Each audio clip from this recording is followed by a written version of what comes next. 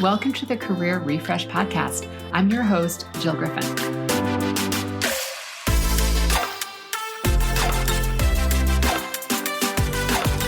I'm a former media and marketing executive turned career strategist and executive coach. I spent my career working my way up and through the ranks of global organizations and startups, and today I show others how to do the same. Join me each week as we discuss the strategies and actionable steps to leverage your strengths, increase your confidence, and develop your career well-being. Ready? Let's do it.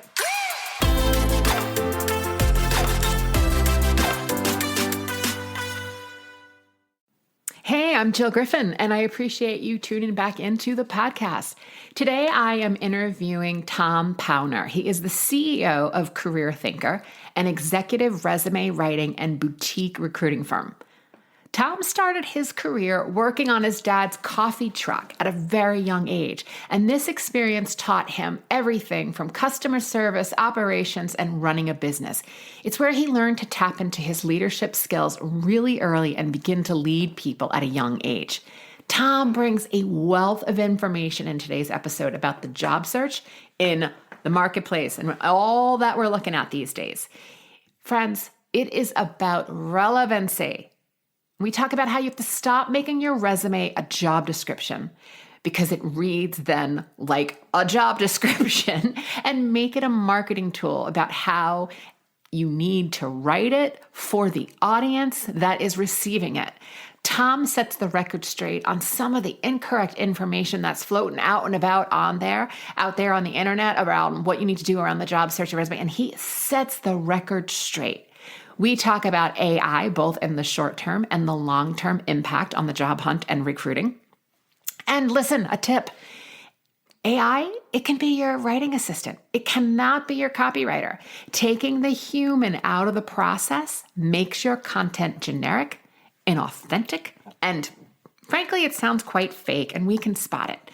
We also talk about the cover letter. And I know the debate, do you need one or not? Well, guess what? If they ask for one, you need one because that's following their instructions. And if you want to work there, you need to follow their instructions. He emphasizes why you apply with your resume and wow us with your cover letter. This is good. This is definitely an episode that you want to have your notes app open, grab pen and paper, make notes. I'm going to put all of Tom's information in the show notes. He also generously offered to give this audience a resume review. So you see that link in the show notes. Just let them know that you heard it from the Career Refresh with Jill Griffin. And as always, I want to hear from you. What are you seeing? What are you hearing? How's it going for you out there? Email me at hello@jillgriffincoaching.com and I will get back to you, or I will bring your questions to another future episode and we'll get them all answered. All right. Have a great week and I'll see you next time. Hi, Tom. I'm glad you're here. Well, thanks for having me. I'm excited to have a conversation with you. So tell us what it is that you wanted to be when you grew up. Well, when I grew up, I didn't realize all the career opportunities that could have been. From my family situation and stuff, we just didn't have that access. But when I was younger, when I grew up, there was three things I wanted to be: a photographer, a veterinarian, and a DJ. Very different. And who knew DJs can make $500,000 a year? They can now, but back then, maybe not so much. So that's what I wanted to be. Did I actually become that? No, but that doesn't mean my career isn't a great career. But yeah.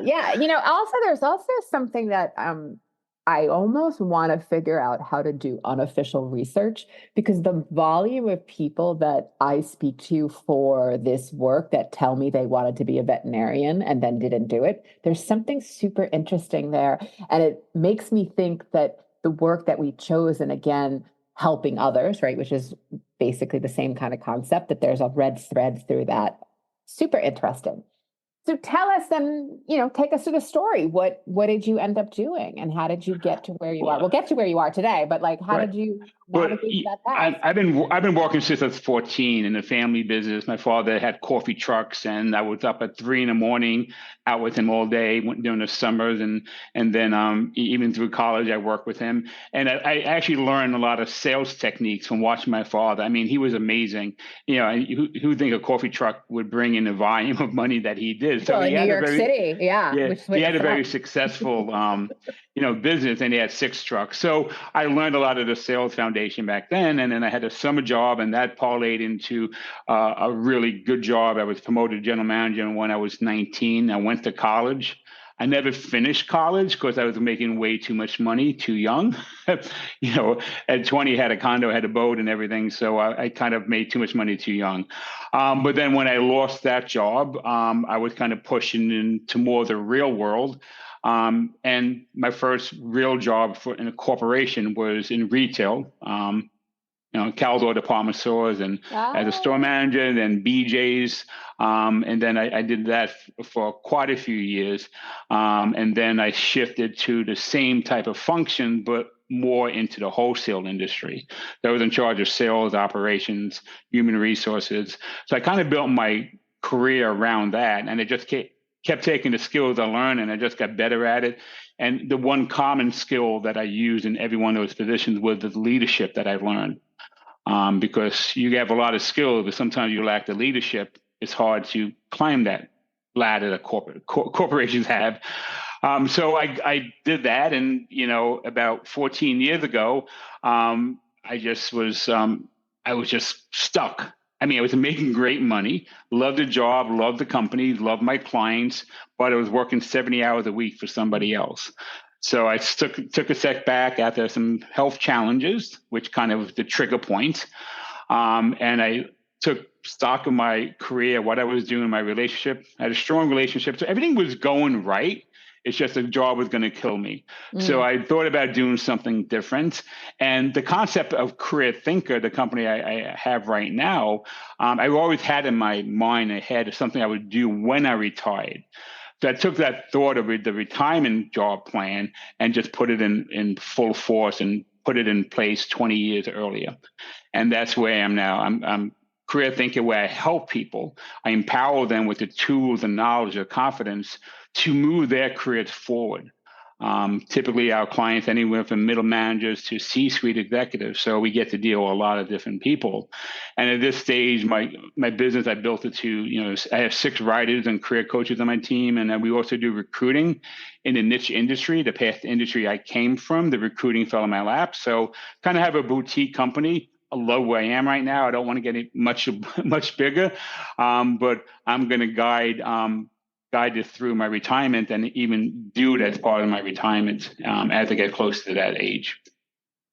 I mean, there's so many rich things that you've said in that in that section.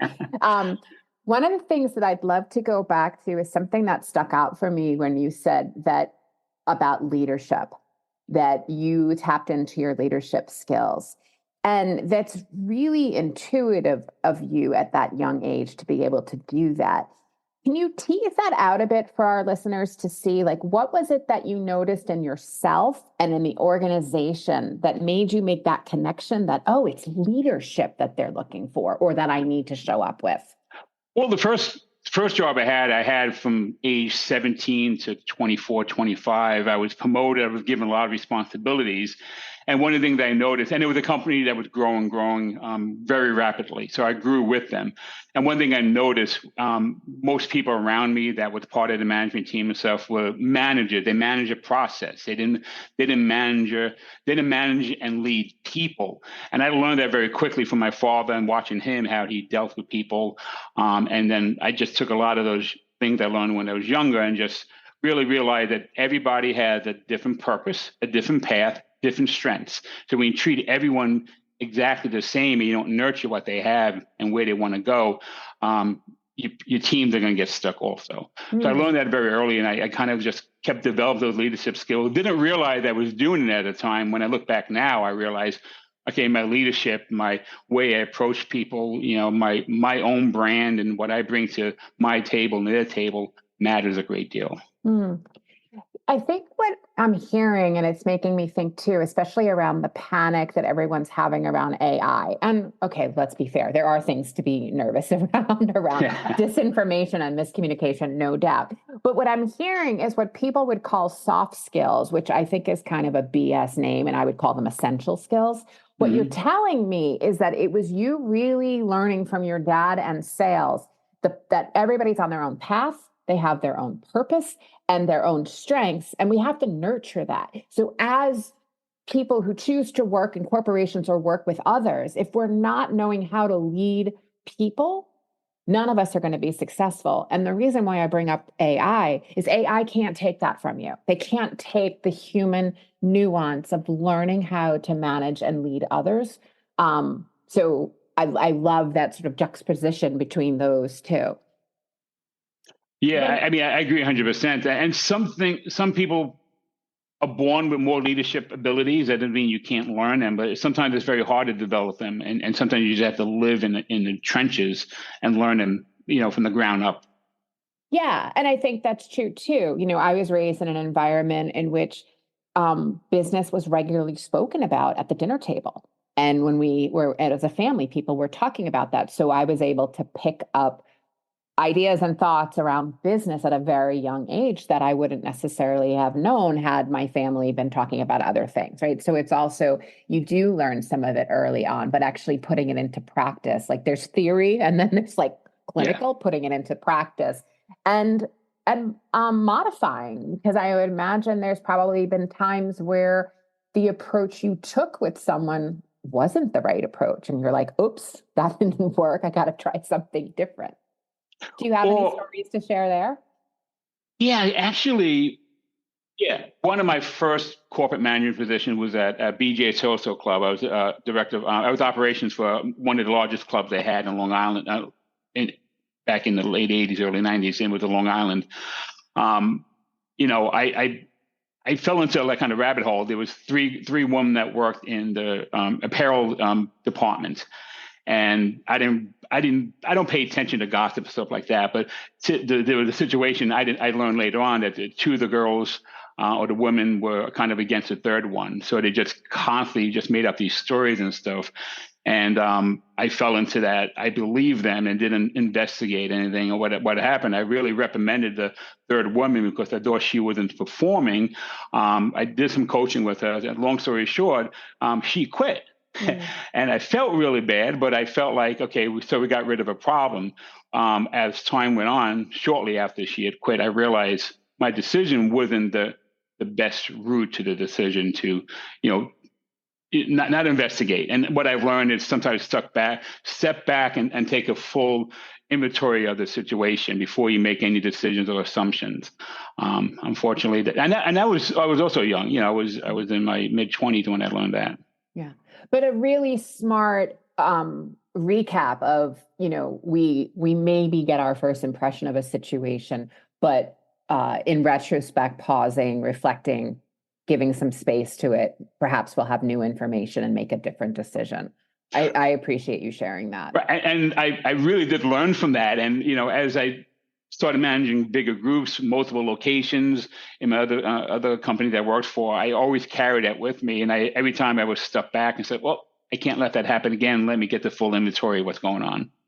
Whether it's a client, a customer, anything, any situation. Really, really, good information for people to see. Also that, we can make mistakes and it's not the end of the world. It's how do you learn from them and what do you choose to do with that too? I think gives some of us freedom to take chances. Otherwise, we're afraid to take chances because we're afraid we're going to make a mistake and fail. So I appreciate that. And to add back, I did call the woman that quit, and I offered another job in another branch, and she took it, and she became the customer service manager like a year later. So it was a good ending to the story, but how we got there was kind of a little rougher than it should have been. Yeah, I really appreciate that story. So moving on to where you are today and the incredible work that you're doing with your company, Career Thinker. I would love to spend a little bit of time talking about the needs of the person looking for the job, what the recruiter looks for, and what the company looks for. And we'll kind of triangulate those three positions because I think our listeners are coming from all sides of that. So when you think about some of the most common mistakes that you've observed in resumes before your team takes them on and fixes them, tell us about what you're seeing and what are some of the things that we should not be doing based on the mistakes that you've seen. Well, that's a loaded question. If I had to narrow it down, there's a couple things. number one, I don't look at it as a job search. I look at it as a career marketing campaign. Wait, I'm going to pause you right there, everyone, because if you've been listening to this podcast for a while, you know I always say your resume is not about you. Your resume is about them. And my friend Tom just nailed it and said in such a succinct way that your resume is it's about a career marketing campaign. Okay. Sorry to interrupt. Continue. Not a problem. Not a problem. I'm glad you energized with that because it really comes down to the truth. And when we think about job search as a career marketing campaign, you need to place a different thinking cap on. We have to be a lot more strategic at what we include in that resume and LinkedIn profile. When I speak about resumes and LinkedIn, to me today they're in sync with each other. They're both equally as important. We recruit directly through LinkedIn, so it's a different topic. But and anything on the resume and LinkedIn needs to prove the value you bring to the table. So when we talk about that, that really comes down to the bullet points in the career history. The only thing that should be bulleted in the career history are value statements. You have a paragraph that explains the role. That won't get read at first glance from the recruiters or hiring teams. They're going to dive into the bullet points. Every bullet point needs to be a value statement. The first 3 to 5 words should speak about the outcome, an accomplishment, a KPI, something that you delivered, and then by how did you do that? And that's where the skills in action will be placed. When you do that consistently. I'm just going to pause for 1 second for clarity. So when you first said values, I thought you meant personal values, but what you're actually meaning is the value that you bring to a business, the value that you brought to the experience or the role or what you were responsible for. What is the value you bring? Not I value integrity, I value knowledge, right? It's the value, the impact that you're bringing. Right. Now, the personal value, that's in the professional summary, sure, which I break it down to the professional summary. And part of that is the resume handshake that talks about your branding and your value proposition message. And the rest of the summary talks about the value you bring. How do you lead? How do you collaborate? But we come down to the career history. I want to hire someone that's been successful, and you can be successful in small ways with big meanings. But I want to see a career of a history of someone who has actually accomplished things, made a difference. And everyone makes a difference in every position, in every company. The problem is people don't see that. So when we write bullet points, we want to really talk about quick value stories. Can you give an example for our listeners? I mean, if you pick someone, you said you do a lot with recruiting within sales and marketing. So just pick an idea of like a statement of what you mean so that our listeners can kind of understand what you're talking about. Well, a typical resume, when I start reading the bullet points, they kind of sound like a job description thrown back at me. Responsible for, increasing sales. Well, that doesn't mean you did it. So maybe the bullet point you say, increase sales over sales for the past 3 years by implementing Salesforce as the main communication tool. Huge difference. One has value, one has assumed something, Yeah. And constantly, every bullet point needs to be a mini bragging story. And a bullet point should be 1, maybe 2 lines. When it becomes 3 or 4 or 5, it's in mini paragraphs. And recruiters don't read paragraphs. It's not by design. We're not trained that way, just that we have hundreds of other resumes that we might want to look at. Yeah. And what I appreciate again about what you just said is about the job description is I can't tell you how many resumes, my years in corporate looking at resumes, my years as an executive coach and a career strategist looking at resumes, how many resumes from senior people kind of read like a status report or a laundry list with words like responsible for.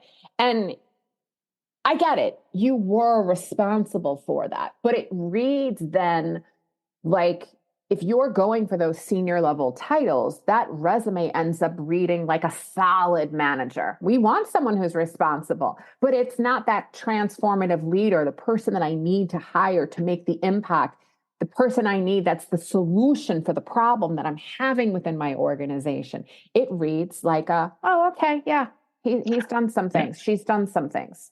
Well, I could brag about being responsible for taking out the garbage cans every Tuesday and Thursday when I was a kid. I didn't do it half the time, but I could still say responsible for it. Responsible for not owning anything. Not owning So, anything. so we want to make sure that our resumes is a, reverse chronological order, tongue tie there, about your value. And again, sometimes when you're in a position where you have multiple areas, maybe break the bullet points down to categories: operational wins, sales improvements, people wins, and solutions, and breaking down the bullet points into smaller groups of bullet points. So as a recruiter, hiring manager, my eye would draw to what's important to me at that time. Mm. People, if you are not grabbing your notes app right now or opening up, grabbing a piece of paper and writing down some of these things, this is really good knowledge for you to think about restructuring your resume. All right, so those are some of the common mistakes you've observed on resumes. Now, what is it that recruiters want? So by default, you've said some of that, right? They don't necessarily have time to read. They're moving really fast. They need things succinct and bullet points. But what are some of the other things that recruiters are looking for so that candidates can break through? I mean, sometimes it depends on the position. When we talk about mid-level professionals to C-suite, we need to hire people that could handle the job, and that could solve problems, that could lead, collaborate. So there's a lot we want in a resume, and sometimes it's hard to get all that in there. Just listing, even when I look at some salespeople, they just list all the KPIs, every year, the numbers. Okay, that's great, but how did you do it? How did you collaborate? How did you retain those clients? How did you earn new business? So all those skills in action with outcomes, with those bullet points, showcases exactly what a recruiter wants. I want to hire people that can solve my problem. So if you're going to be applying to a sales position, well, guess what? The problem is not enough sales. Every company has that challenge.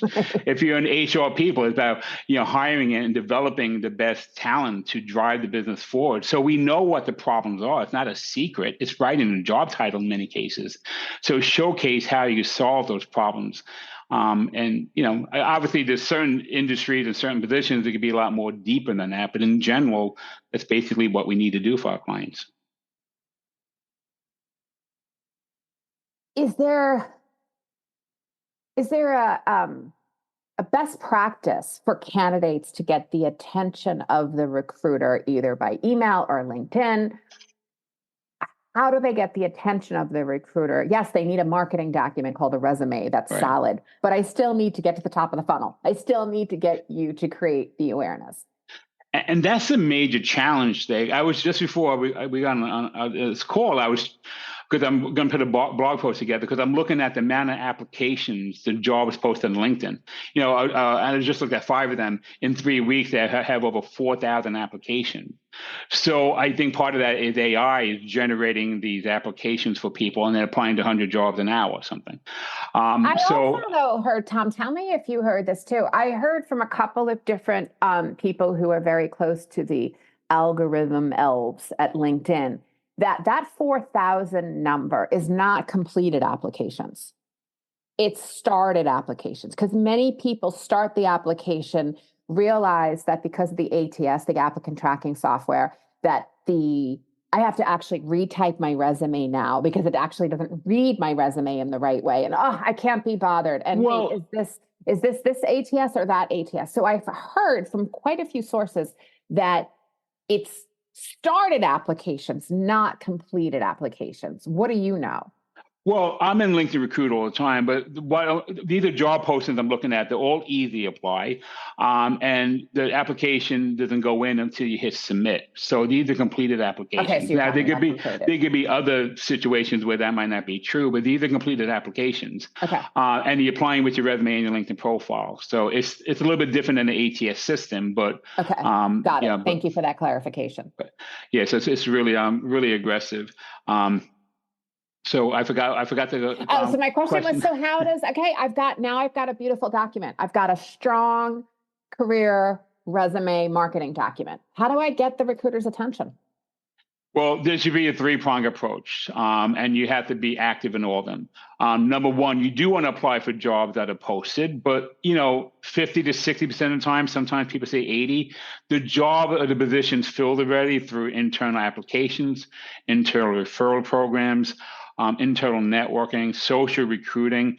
Companies want to be compliant with the hiring practices. So if they typically post a job and they have a job, they already have someone in mind, they still post a job to be compliant. So sometimes you get that black hole theory. Second part, you want to have a LinkedIn profile that backs up your resume. Your LinkedIn should be your resume on steroids. You print out a typical fully optimized LinkedIn profile, it's going to be 8-9 pages. Typically, a resume is 2, sometimes 3 pages. So that's number 2. Number 3, you want to network. Whether you want to build new network connections or leverage your network you already have. If you worked at a company 5 years, one of the best things to do is look at the company, see how many people used to work there, and see where they are now. Reach out to them, start the conversation, because that might be someplace you want to be. So there's so many different ways to network. And that three-pronged approach is definitely going to increase your success rate. And another theory of mine is we seem to be chasing job postings when you have so many applications. You have a lot of time the job is filled already. So if we have time in our career search, a career marketing campaign, we should be targeting companies we want to work for and kind of get into the back door of a company that way. Okay, Tom, thank you for sharing that. I also think that is very helpful for people. You've emphasized the importance of treating the job search like a career marketing campaign. Can you elaborate a bit more? And what are some of the other practical tips for job seekers? Well, career marketing campaign, like I said earlier, is just putting that different thinking cap on. You're not hunting for the job and apply for it and just leave it. You want to make sure that you're communicating your value. And that's really sounds simple, but it's not. But that's what it comes down to. So concentrate on what you do well and what you want to do. We apply for jobs that we don't want. And why do we do that? And we get trapped into, a job we don't want. I always ask people, did you choose your career? Did the career choose you? There's no right and wrong answer, but, my career kind of chose me. I told you what I wanted to be. I'm not doing that, but, and I'm a career coach. So, I know we get off on tangents, but I think another pitfall people fall into is they and this happens to us too. We create a resume, we know what we're doing, and they go and they share the resume with 5 friends, and they say, "Tell me what's wrong with my resume. How can I make this resume better?" And they take advice. When you ask somebody to, tell me what do you think should be better on a resume, they're going to provide some type of response based on whatever they think. A lot of those become opinions. Like I had an executive, the resume was 3 pages, and 2 of her friends said, "No, I read Elon Musk doesn't need a 3-page resume. Why do you need one?" Where he could write his name on a napkin and get a job. So we have to understand where some of this information. There's a lot of bad or incorrect information out there. There's a lot of poor advice. So listening to the best advice, sometimes it's hard to find, but take that and run with it, because you get asked for a lot of opinions. I think that's a challenge a lot of people have. They hear all these different stories, and even on the internet, there's a lot of bad information. I mean, I read 2 articles that were recently posted saying if a resume is more than 1 page, it will get rejected from the ATS system. We hire 150 people a year. I think we hired 1 person in the past 4 years that was a 1-page resume. I don't know where this stuff comes from. Right. And I think also, in context, if I'm a June 2023 grad, I probably should have a 1-page resume unless I've been working since I'm 15 and have had startups. Look, there's always the anomaly, right? I've heard the adage about 10 years a page. What are your thoughts on that? Again, it has to be justified. Yeah. And again, it really depends. It depends what type of job, which job the more, because when it comes down to the resume, it's relevancy. Everything on the resume should be relevant to where you want to go next. So if you have some old jobs that are totally different and they were 12 years ago, maybe leave them off or maybe give them less real estate. So every resume is a different formula. You got a job you just did for 5 years, but your previous job before that for 6 years is really what you want to go back into. So different ways of emphasizing what's important and what's relevant for each person. And that's the biggest challenge also. Again, there's just, styling does matter. So adding a little color, a little styling to the resumes. A lot of resumes I see are just so boring and so cramped with information. I can't read it, nor would I take the time to read it. And that's what happens. We lose the focus of the communication through a 2 to 3 page resume. Do you think there's a difference between, in the rare occasion that you might be physically handing your resume to someone versus it being digital, either going through the ATS or attached to an email? Like if I'm at a networking event per se, do you think that resume should look differently or have more creative flair, shall we say, than the resume that is being sent through Well, an ATS or digitally? if you go into a networking event, leave your resume home, take your 1 page bio that talks a little bit about you personally, talks a little bit about your career, talks a little bit about your education. It's a 1 page bio. It has some of the same information as the resume, but it's totally different. And as you meet someone and say, well, you want to learn more about me, here's my bio, my LinkedIn address is on there. Let's chat next week. That's a lot more powerful. When you hand someone your resume, you're saying, I want a job, help me. And people can help you. They just go inward and they walk away from you. People want to help. But when you hand a resume, even if you hand a resume to a friend, help me get a job. If they can't help you, they're going to kind of shy away from you. So when you hand a bio, I think it's a whole different vibe. Okay, that's really helpful. I often work with clients to create what I call a networking resume, which is basically your version of what I'm saying is like a mixture of the two, somewhere between a little bit of bio. Yes, there is some facts, right? It's not all flowery bio wranglers. There's definitely facts about the things you've done, but it's certainly not the full all out resume. Okay, so as someone who's presented, you've done numerous career workshops and seminars.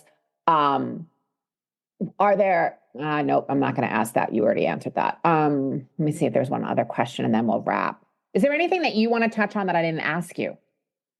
I think maybe the future of AI in the hiring process. That was the other question. Okay. All right, Tom. So we're going to have one. No, I'm not going to say that. All right, Tom, how do you see AI impacting the recruiting process in both the near term and the long term? So when we talk about AI, we have to kind of talk about two different AI. AI has been around for 40 years. Now we talk about generative AI, where the large language models are used, where the AI can actually understand the context and really start coming up with responses to that. That's going to change. Today, typically companies use ATSs, applicant tracking software system, which is more about the direct keyword matching. There's some extra power behind that, but once generative AI is introduced into the applicant tracking software systems, there's going to be a lot more power and hopefully a lot more important information that recruiter could analyze. I mean, just generative AI would have the potential to enhance the comprehension of a context, meaning it can understand your trajectory of your career from 5 jobs ago and understand how you develop your skills. It would be able to detect that. It would actually be able to really personalize job matching based on your resumes and the stories and the successes you have and the summary. It could actually look for job postings that really match the language, the context you're trying to tell. It could actually build, it would be able to build profiles. It would take your Facebook, your Instagram, your LinkedIn profile, your resume, and build a profile in the ATS system that's going to give a bigger 360 view of an individual. I mean, it's scary and it's great, and at the same time, it's everything. Yeah. And even enhance engagement through the ATS system to keep people informed. The biggest challenge, because I do recruiting, the biggest challenge is to keep in front of the potential candidates with what's going on with the application. It's almost impossible to do from the recruiter side. So what happens, we hear, I'm getting ghosted. And unfortunately, some recruiters totally ghost people. And that's the biggest complaint out there with recruiters. Provide interview insights to the recruiting. So what happens if there's a video or Zoom interview, it can analyze the communication between the recruiter and give some more information about the candidate. It could actually help reduce bias, keeping track of the recruiter's activity and what they do and who they speak to and everything, and help highlight some possible bias that's happening. And predictive analysis, it could help predict a potential candidate success in that company based on all the AIs and the generative AI and how it's going to be integrated into the ATS system. So I'm excited and scared at the same time. So I know I said one last question. As an independent person who's looking to find some information around how to navigate this, is there a generative AI that you find is better for the career search than others? Meaning, I know most of us are aware of ChatGPT, whether we pay for it or use the free version. There's lots of other generative AI platforms out there. Do you have an opinion of one that's really good for career seekers? Well, it really depends. If you're looking for AI to write your resume from A to Z, I will pick up on it during a job interview. I interviewed someone last week, and one of his bullet points said, increase sales for the past 3 years by 20% year over year, or something like that. He just started his business 6 months ago. How could he have that result there? And he told, and actually challenged people when I think it's written by AI. I said, did you use AI to write this? Yeah, AI helped me write this resume. And it kind of sucked, to be honest. Right, so we could use it to get to be more creative, to get some suggestions. But at this point, I wouldn't trust AI to write my resume. I would trust AI to help me get out of the writing box and to communicate strong and more effectively on a resume.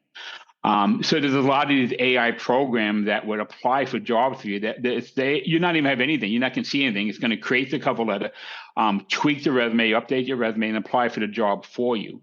And that means the human job seeker is out of that process. So yeah. I don't know. I don't recommend. I don't have any one recommendations. I would say use AI as your assistant, not do the job. It shouldn't be leaving. It's not the master. It's the assistant. Yeah. Okay. Cover letters. Oh, yes, no, we hate them. No, maybe, we love them. We're still in that transition period. I'll admit cover letters are probably 60% less used, but they are still used. So when I talk about cover letter, I want the human voice cover letter. I want to know why. See, the resume should prove you can do the job. The cover letter should prove you're applying to the right company. So you want to have a conversation of why you believe in the company, you believe in the products or the services they offer, you believe in their mission, you believe that they've been in business for 50 years and have a great reputation, you're excited about joining a startup company. So you want to connect to the company. And I call that a human voice cover letter. And then throw in a few paragraphs about your collaborative style, how you lead, how do you build consensus. And that makes a nice human voice cover letter. So many people write a cover letter, and I see it time and time again. They're just taking all this content from the resume, repeating after the cover letter. The cover letter is no longer read first. The reason it's called a cover letter, because years ago when we mailed out a resume, we covered it with a letter, hence the name cover letter. We don't do that anymore.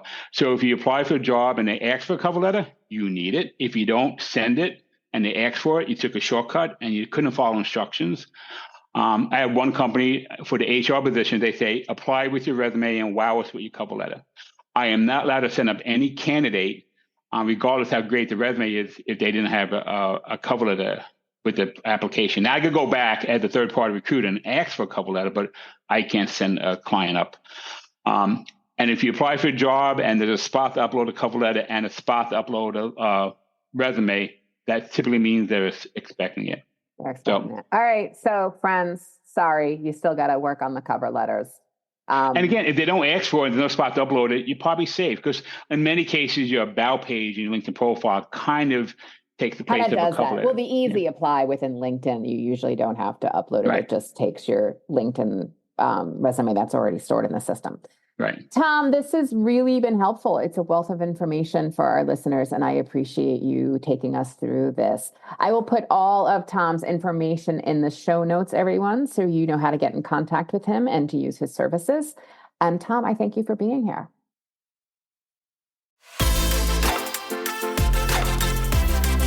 Hey, thanks for listening to the Career Refresh podcast. If you're enjoying this and you want more information, go to my website, jillgriffincoaching.com.